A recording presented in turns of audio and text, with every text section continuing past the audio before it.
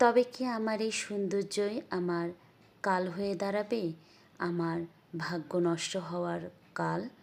আমি খুব ভাবতে থাকি, কেন আমার সঙ্গে এরকম হচ্ছে?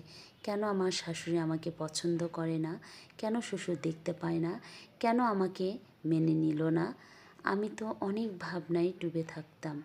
কিন্তু দিন শেষে রাতে যখন আমার স্বামী তার বুকে আমাকে টেনে নিয়ে বোঝাতো যে না, সব কিছু ঠিক আছে, তোমাকে সবাই অনেক ভালোবাসে, আমিও অনেক ভালোবাসি, তখন আমি তার কথাগুলো নিয়ে বিশ্বাস করতাম।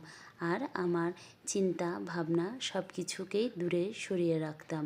কিন্তু যখন রাত শেষে ভোর হতো, যখন আমি আবার সবার অবহেলা পেতাম, তখন আমি আর নিজের মনকে সামলাতে পারতাম না, নিজেকে বোঝাতে পারতাম না যে মেয়ে ছিলাম সবার